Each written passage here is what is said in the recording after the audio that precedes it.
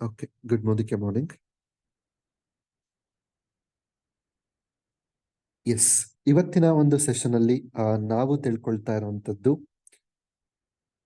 ಎಲೆಕೋಸು, cabbage. So ಈ ಒಂದು ಬೆಳೆಗೆ ಸಮಗ್ರವಾದಂತ ಪೋಷಕಾಂಶಗಳ ನಿರ್ವಹಣೆ ಹೇಗೆ ಅನ್ನೋದು. ಖಂಡಿತ ಈ ಒಂದು ಬೆಳೆ ಇವಾಗ 2.5 ತಿಂಗಳು, 3 ತಿಂಗಳು, 4 ತಿಂಗಳು, ಸೊ ಈ ತರ ಬೇರೆ ಬೇರೆ ತಳಿಗಳು ಬೇರೆ ಬೇರೆ ಹಂತದಲ್ಲಿ ಫಲವನ್ನ ಕೊಡ್ಲಿಕ್ಕೆ ಪ್ರಾರಂಭ ಮಾಡ್ತವೆ. ಕೆಲವೊಂದು 75ರಿಂದ 90 ದಿನದಲ್ಲೇ ನಮಗೆ ಸಿಕ್ಬಿಡುತ್ತೆ. ಸೊ ಇನ್ನು ಕೆಲವೊಂದು ಅಪ್ ಟು 120 ಡೇಸ್ ತನಕ ನಾವು ಈಲ್ಡ್ ಅನ್ನ ಪಡ್ಕೊಳ್ಳುವಂತ ವೆರೈಟೀಸ್ ಇರುತ್ತೆ. So it depends. Okay, so ನಾವಿಲ್ಲಿ ಎಲ್ಲಾ ರೀತಿಯನ್ನು ನೋಡಿಕೊಂಡು ಹೊಸ ಒಂದು ನ್ಯೂಟ್ರಿಷನ್ ಮ್ಯಾನೇಜ್ಮೆಂಟ್ ಹೇಗ್ ಮಾಡ್ಬೋದು ಅನ್ನೋದನ್ನ, ಫರ್ಟಿಲೈಸರ್ ಮ್ಯಾನೇಜ್ಮೆಂಟ್ ಯಾವ ರೀತಿ ಗೊಬ್ಬರವನ್ನ ಕೊಡ್ಬೋದು ಅನ್ನೋದನ್ನ ಸೊ ನೋಡೋಣ. ಓಕೆ, ಸೊ ತುಂಬಾ ಸಿಂಪಲ್ ಆಗಿರುತ್ತೆ ಕಾನ್ಸೆಪ್ಟ್. ಸೊ ಈಸಿ ಆಗುತ್ತೆ ಅರ್ಥ ಮಾಡ್ಕೊಳ್ಳಿಕ್ಕೆ.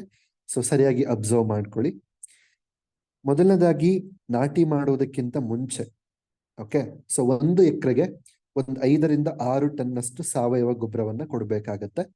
ಸೊ ಏನೇ ನಿಮಗೆ ಗೊತ್ತಿರೋ ಹಾಗೆ ಕೊನೆ ಉಳುಮೆ ಮಾಡೋದಕ್ಕಿಂತ ಮುಂಚಿತವಾಗಿ 5ರಿಂದ 6 ಟನ್ ಅಷ್ಟು ಸಾವಯವ ಗೊಬ್ಬರವನ್ನ ಕೊಡುವಂಥದ್ದು ಒಳ್ಳೆಯದು. ಓಕೆ, ಇದ್ರ ಜೊತೆಗೆ 1 ಎಕರೆಗೆ ಒಂದು 2 ಕ್ವಿಂಟಾಲ್ ಅಷ್ಟು ಎರೆಹುಳು ಗೊಬ್ಬರ, ಒಂದು ಕ್ವಿಂಟಾಲ್ ಅಷ್ಟು ಬೇವಿನ ಪುಡಿ.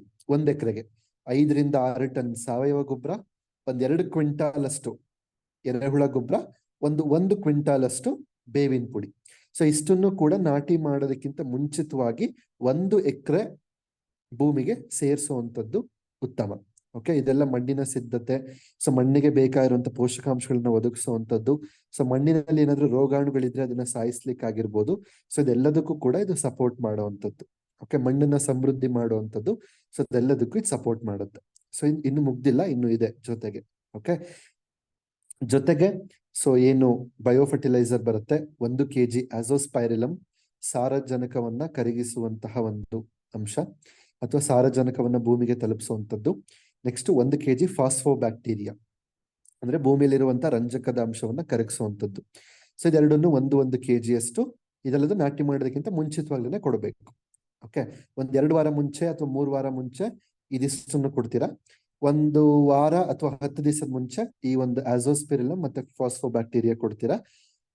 ಸೊ ಇದಾದ್ಮೇಲೆ ಸೊ ರಾಸಾಯನಿಕ ಗೊಬ್ಬರವನ್ನ ನಾಟಿ ಮಾಡುವಂತಹ ದಿನ ಅಥವಾ 1 ದಿನ ಮುಂಚಿತವಾಗಿ ಕೊಡ್ಬೇಕಾಗತ್ತೆ.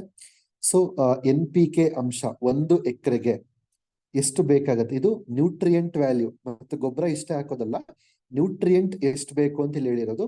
ನಿಮ್ಮ ಭಾಗದಲ್ಲಿ ಯಾವ ಗೊಬ್ಬರ ಸಿಗುತ್ತೋ ನೀವು ಯಾವ್ದು ಹಾಕ್ತಿರೋ ಕ್ಯಾಲ್ಕುಲೇಟ್ ಮಾಡಿ ನೀವು ಹಾಕ್ಬೇಕು. ಓಕೆನಾ. ಸೊ ಇಲ್ಲಿ ನೈಟ್ರೋಜನ್ 30 kg ಎಕರೆಗೆ, ಫಾಸ್ಫರಸ್ 20 kg ಎಕರೆಗೆ, ಪೊಟ್ಯಾಶ್ 25 kg ಪರ್ ಎಕರೆ ಹಂಗೆ ಕೊಡ್ಬೇಕಾಗತ್ತೆ. ಸೊ ಯಾವ್ಯಾವ ಟೈಮಲ್ಲಿ ಕೊಡ್ಬೇಕು ಈ ಒಂದು ಕೆಮಿಕಲ್ ಫರ್ಟಿಲೈಸರ್ಸ್ ಅಂದ್ರೆ, ಅರ್ಧ ಭಾಗದಷ್ಟು ಸಾರಜನಕ, ಅಂದ್ರೆ ನಾನು ಅವಾಗಲೇ ಏನ್ ಹೇಳ್ದೆ NPK ಅಂಶ ಎಷ್ಟು ಬೇಕು ಅಂತ, ಅದರಲ್ಲಿ ಅರ್ಧ ಭಾಗದಷ್ಟು ನೈಟ್ರೋಜನ್ ಅಂಶ, ಪೂರ್ಣ ಪ್ರಮಾಣದ ರಂಜಕ, ಫುಲ್ ಅಮೌಂಟ್ ಆಫ್ ಫಾಸ್ಫರಸ್ ಮತ್ತು ಪೊಟ್ಯಾಶ್, ಪೂರ್ಣ ಪ್ರಮಾಣದ ರಂಜಕ ಮತ್ತು ಪೊಟ್ಯಾಶ್ ಅನ್ನು ಮೂಲ ಗೊಬ್ಬರವ ಕೊಡ್ಬೇಕು. ಅಂದ್ರೆ ನಾಟಿ ಮಾಡೋದಕ್ಕಿಂತ ಮುಂಚಿತವಾಗಿನೇ ನಾವೇನ್ ಮಾಡ್ಬೇಕಾಗತ್ತೆ, 1 ಎಕರೆಗೆ ನಾನು ಅವಾಗಲೇ ಏನ್ ಹೇಳ್ದೆ ನ್ಯೂಟ್ರಿಯೆಂಟ್ ವ್ಯಾಲ್ಯೂ ಎಷ್ಟು ಬೇಕು ಅಂತ, ಅದರಲ್ಲಿ ಅರ್ಧ ಭಾಗದಷ್ಟು ಸಾರಜನಕದ ಅಂಶ, ಪೂರ್ಣ ಪ್ರಮಾಣದ ರಂಜಕ ಮತ್ತು ಪೊಟ್ಯಾಶ್ ಅಂಶವನ್ನು ಮೂಲ ಗೊಬ್ಬರವಾಗಿ ಕೊಡಬೇಕು. ಇನ್ನ ಉಳಿದಿರುವಂತ ಸಾರಜನಕ ಅಂಶವನ್ನ 30ನೇ ದಿನ ಮತ್ತು 45ನೇ ದಿನಕ್ಕೆ ಡಿವೈಡ್ ಮಾಡಿಬಿಟ್ಟು 2 ಭಾಗಗಳಾಗಿ ಮಾಡಿಬಿಟ್ಟು 30ನೇ ದಿನದಲ್ಲಿ 1 ಸಲ, ಅಂದ್ರೆ ನಾಟಿ ಮಾಡಿದ 30ನೇ ದಿನಕ್ಕೆ 1 ಸಲ, 45ನೇ ದಿನಕ್ಕೆ 1 ಸಲ, 2 ಸಲ ಕೊಡ್ಬೇಕಾಗತ್ತೆ. ಕ್ಲಿಯರ್? ಕೆಮಿಕಲ್ ಫರ್ಟಿಲೈಸರ್ಸ್ ಇಷ್ಟ ಸಿಂಪಲ್. ಒಂದು ಮೂಲ ಗೊಬ್ಬರವ ಕೊಡಬೇಕು, ಆಮೇಲೆ ಉಳಿದಿರುವಂತ ಸಾರಜನಕ ಅಂಶವನ್ನ 30ನೇ ದಿನಕ್ಕೆ 1 ಸಲ, 45ನೇ ದಿನಕ್ಕೆ 1 ಸಲ ಕೊಡಬೇಕು. ಓಕೆ, ನೆಕ್ಸ್ಟ್ ಇನ್ನು ನಾಟಿ ಮಾಡೋದಕ್ಕಿಂತ ಮುಂಚಿತವಾಗಿನೇ ಹೇಳೋದಾದ್ರೆ 1 ಎಕರೆ ಭೂಮಿಗೆ ಸೊ 1 ದಿವಸ ಅಥವಾ 2 ದಿವಸ ಮುಂಚಿತವಾಗಿ, 1 ದಿವಸ ಅಥವಾ 2 ದಿವಸ ಮುಂಚಿತವಾಗಿ 200ರಿಂದ 250 ಲೀಟರ್ ನೀರಿನಲ್ಲಿ active 80 200 ml, active Max 500 ml, active ಝೈಮ್ 500 ml, neem oil 1 litre. Okay, so ಈ ಒಂದು ಕಾಂಬಿನೇಷನ್ ಅನ್ನ ನೀವು ಮಿಕ್ಸ್ ಮಾಡಿ 1 ಎಕರೆ ಭೂಮಿಗೆ ಅಂದ್ರೆ ನಾಟಿ ಮಾಡೋದಕ್ಕಿಂತ 1 ದಿವಸ ಅಥವಾ 2 ದಿವಸ ಮುಂಚಿತವಾಗಿ ನೀವು ಇದನ್ನ ಕೊಡ್ಬೇಕು. ಓಕೆ, ಸೊ ಅಲ್ಲಿಗೆ ನಾಟಿ ಮಾಡೋದಕ್ಕಿಂತ ಮುಂಚೆ ಏನೇನ್ ಕೊಡ್ಬೇಕು? 5 ರಿಂದ 6 ಟನ್ ಕೊಟ್ಟಿಗೆ ಗೊಬ್ಬರ ಅಥವಾ ಸಾವಯವ ಗೊಬ್ಬರ ಅಥವಾ ಕಾಂಪೋಸ್ಟ್ ಗೊಬ್ಬರ, 2 ಕ್ವಿಂಟಾಲ್ ಅಷ್ಟು ಎರೆಹುಳು ಗೊಬ್ಬರ, 1 ಕ್ವಿಂಟಾಲ್ ಅಷ್ಟು ಬೇವಿನ ಪುಡಿ 1 ಎಕರೆಗೆ ಕೊಡ್ಬೇಕಾಗಿರುವಂಥದ್ದು. ಓಕೆ, ಅದಾದ್ಮೇಲೆ 1 kg ಆಝೋಸ್ಪೆರಿಲಮ್, 1 kg ಫಾಸ್ಫೋಬ್ಯಾಕ್ಟೀರಿಯಾ. ಸೊ ಅದಾದ್ಮೇಲೆ ನಮ್ಮ ಪ್ರಾಡಕ್ಟ್ ಮೋದಿ ಕೇರ್ದು 1 ಎಕರೆಗೆ 200 ರಿಂದ 250 ಲೀಟರ್ ನೀರಿನಲ್ಲಿ activity 200 ml, Max 500 ml, ಝೈಮ್ 500 ml, neem oil 1 litre. Okay, so ಇದಾಗಿ ನಾಟಿ ಮಾಡುವಂತಹ ದಿನ ನಾವೇನ್ ಮಾಡ್ತೀವಿ, ಮೂಲ ಗೊಬ್ಬರವಾಗಿ ರಾಸಾಯನಿಕ ಗೊಬ್ಬರವನ್ನ ಕೊಡ್ತಾರೆ. ಸೊ ನಾನು ಯಾವಾಗಲೇ NPK ಅಂಶ ಎಷ್ಟು ಬೇಕು ಅಂತ ಹೇಳಿದೆ. ಅದರಲ್ಲಿ ಮೂಲ ಗೊಬ್ಬರವಾಗಿ ಅರ್ಧ ಭಾಗದಷ್ಟು ಸಾರಜನಕ, ಪೂರ್ಣ ಪ್ರಮಾಣದ ರಂಜಕ ಮತ್ತು ಪೊಟ್ಯಾಶ್ ಅನ್ನ ಮೂಲ ಗೊಬ್ಬರವಾಗಿ ಕೊಡಬೇಕು.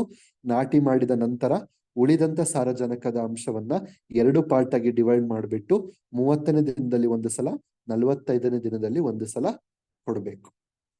ಸೊ ಇದಿಷ್ಟು ಕೂಡ ಭೂಮಿ ಸಿದ್ಧತೆ ಹಂತದಲ್ಲಿ ಏನೇನ್ ಮಾಡಬೇಕು, ಸೊ ಫ್ಯೂಚರ್ ಅಲ್ಲೂ ಏನ್ ಮಾಡ್ಬೇಕು ಅಂತ ಹೇಳಿದೆ.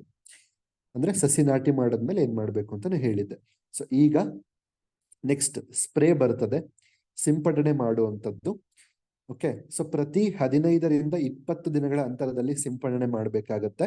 ಒಂದು ಸಂಪೂರ್ಣ ಬೆಳೆಗೆ ಕನಿಷ್ಠ ಮಿನಿಮಮ್ ಅಂದ್ರೆ ಒಂದು 3 ಸ್ಪ್ರೇ, ಮ್ಯಾಕ್ಸಿಮಮ್ ಒಂದು 4 ಸ್ಪ್ರೇ ತನಕ ನಾವು ಮಾಡ್ಕೋಬಹುದು. 15 ರಿಂದ 20 ದಿನಗಳ ಅಂತರದಲ್ಲಿ ನಾವು ಸಿಂಪಡಣೆಯನ್ನ ಮಾಡಬೇಕಾಗತ್ತೆ. ಅಂದ್ರೆ ಈಗ ಸಸಿಗಳನ್ನ ನಾಟಿ ಮಾಡಿದಾಗಿಂದ ಹಿಡಿದು ಪ್ರತಿ 15 ರಿಂದ 20 ದಿನಗಳ ಅಂತರದಲ್ಲಿ ಒಂದೊಂದು ಸಿಂಪಡಣೆಯನ್ನ ಮಾಡ್ತಾ ಹೋಗ್ಬೇಕು. ಓಕೆ, ಸೊ ಯಾವ ಡೋಸೇಜ್ ಅಲ್ಲಿ ಕೊಡಬೇಕು ಅಂತ ನೋಡೋದಾದ್ರೆ, ಸೊ ಮೊದಲನೇ 1 ತಿಂಗಳು ಫಸ್ಟ್ 30 ಡೇಸ್ ಅಲ್ಲಿ ನೀವು ಸ್ಪ್ರೇ ಕೊಡ್ತೀರಾ ಅಂದ್ರೆ ನೀವು 1 ಅಥವಾ 2 ಸ್ಪ್ರೇ ಬಂದೇ ಬರುತ್ತೆ. ಓಕೆ, ಸೊ ಮೊದಲನೇ 2 ಸ್ಪ್ರೇ ನೀವೇನ್ ಕೊಡ್ತೀರಾ ಮೊದಲನೇ ತಿಂಗಳಲ್ಲಿ, ಸೊ ಅದು ಈ ಒಂದು ಡೋಸೇಜ್ ಅಲ್ಲಿ ಕೊಡ್ಬೇಕಾಗತ್ತೆ.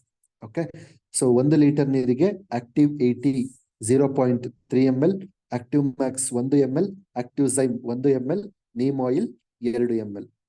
ಓಕೆ, ಸೊ ಇಲ್ಲಿ ಈ ಒಂದು ಬೆಳೆಗೆ ಅನೇಕ ಕೀಟಗಳ ಕಾಟ ಬರೋದ್ರಿಂದ ಸೊ ನೀವು ನೀಮ್ ಆಯಿಲ್ ಅನ್ನ ಪ್ರತಿ ಹಂತದಲ್ಲಿ ಕೊಡುವಂಥದ್ದು ಒಳ್ಳೇದು, ಪ್ರಿವೆಂಟಿವ್ ಆಗಿ. ಸೊ ಬಂದ ಮೇಲೆ ಬೇಕಾದ್ರೆ ಕೆಮಿಕಲ್ ಕಡೆ ಮುಂದಕ್ಕೆ ನೋಡೋಣ. ಓಕೆ, ಸೊ ಬಟ್ ಪ್ರಿವೆಂಟಿವ್ ಆಗಿ ಮುಂಚೆಯಿಂದನೇ ಈ ನ್ಯೂಟ್ರಿಯೆಂಟ್ಸ್ ಕೊಡ್ಬೇಕಾದ್ರೆ ನೀಮ್ ಆಯಿಲ್ ಅನ್ನ ಬಳಸ್ಕೊಳ್ಳುವಂಥದ್ದು ತುಂಬಾ ಒಳ್ಳೆಯದು. ಓಕೆ, ಸೊ ಇದು ಮೊದಲನೇ 30 ದಿನದಲ್ಲಿ ಕೊಡುವಂತ 2 ಸ್ಪ್ರೇಗೆ ನೀವು ಕೊಡ್ಬೇಕಾಗಿರುವಂತ ಡೋಸೇಜ್. ನೆಕ್ಸ್ಟ್ ಮುಂದೆ ಸ್ಪ್ರೇ ಕೊಡ್ತಾ ಹೋಗ್ತಿರಲ್ಲ 1 ತಿಂಗಳು ಆದ ನಂತರ ಅಪ್ ಟು ಹಾರ್ವೆಸ್ಟ್ ಕೊಯ್ಲಾಗ ತನಕನು, ಸೊ ಅವಾಗ ಕೊಡ್ಬೇಕಾಗಿರುವಂತ ಡೋಸೇಜ್ ಏನು ಅಂತಂದ್ರೆ 1 ಲೀಟರ್ ನೀರಿಗೆ active 80 0.3 ml, active Max 2 ml per litre, active ಝೈಮ್ 2 ml per litre, neem oil 3 ml per litre. Okay, so ಇದು ನೆಕ್ಸ್ಟ್ ಹಂತದಲ್ಲಿ ಕೊಡುವಂತ ಒಂದು ಸ್ಪ್ರೇಗಳು. ಓಕೆ, ಸೊ ಮೊದಲು ಒಂದು 30 ರಿಂದ 40 ದಿನಗಳ ಒಳಗಡೆ ಏನ್ ಸ್ಪ್ರೇ ಬರುತ್ತೆ, ಸೊ ಅದಕ್ಕೆ ಈ ಒಂದು ಡೋಸೇಜ್ ಕೊಡ್ಬೇಕಾಗುತ್ತೆ ಮೊದಲನೇ 1-2 ಸ್ಪ್ರೇಗೆ. ಸೊ ನೆಕ್ಸ್ಟ್ ಕೊಡುವಂತ ಒಂದು 2 ಸ್ಪ್ರೇಗೆ ಈ ಒಂದು ಡೋಸೇಜ್ ಅನ್ನ ನಾವು ಕೊಡ್ಬೇಕಾಗತ್ತೆ. ಓಕೆ, ಸೊ ಇಷ್ಟು ಕ್ಯಾಬೇಜ್ ಅಥವಾ ಎಲೆಕೋಸ್ ಬೆಳೆಗಳಲ್ಲಿ ಒಂದು ಸಮಗ್ರವಾದಂತ ಪೋಷಕಾಂಶಗಳ ನಿರ್ವಹಣೆ ಮಾಡುವಂಥದ್ದು. ಓಕೆ, ಸೊ ಇಷ್ಟು ಮಾಡಿದ್ರೆ ಸಾಕಾಗತ್ತೆ, ಒಂದು ಅದ್ಭುತವಾದಂತ ಇಳುವರಿಯನ್ನ, ಅದ್ಭುತವಾದಂತ ಬೆಳವಣಿಗೆಯನ್ನ ಸೊ ನೀವು ಕಂಡುಕೋಬಹುದು. ಸೊ ಇಲ್ಲಿ ನೀವು ಬೇವಿನ ಎಣ್ಣೆ ಬಳಸೋದ್ರಿಂದ ಸೊ ಒಂದಿಷ್ಟು ಕೀಟಗಳ ನಿಯಂತ್ರಣವೂ ಕೂಡ ಆಗಿರ್ತದೆ. ಸೊ ಹಾಗಾಗಿ ನೀವು ಆಮೇಲೆ ಮೋದಿ ಕೇರ್ನ agriculture product active max, active zyme ಬಳಸಿರೋದ್ರಿಂದ ಗಿಡಗಳಲ್ಲಿ ರೋಗ ನಿರೋಧಕ ಶಕ್ತಿ ಜಾಸ್ತಿ ಆಗಿರೋದ್ರಿಂದ ಸೊ ರೋಗಗಳಾಗಿರಬಹುದು ಅಥವಾ ಯಾವುದೇ ಕೀಟಗಳು ಬಂದು ಜಾಸ್ತಿ ಅಟ್ಯಾಕ್ ಮಾಡುವಂತ ಸಾಧ್ಯತೆಗಳು ಕಡಿಮೆ ಆಗಿರುತ್ತೆ, ಆದಷ್ಟು ಕಡಿಮೆ ಆಗಿರುತ್ತೆ. ಸೊ ಬರುವಂತ ಸಾಧ್ಯತೆ ತುಂಬಾ ಕಡಿಮೆ ಆಗಿರುತ್ತೆ.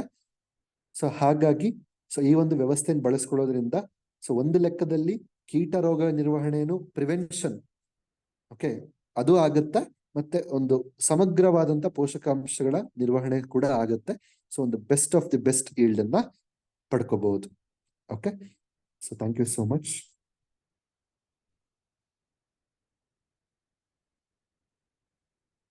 ಓಕೆ, ಸೊ ಇದಿಷ್ಟು ಕೂಡ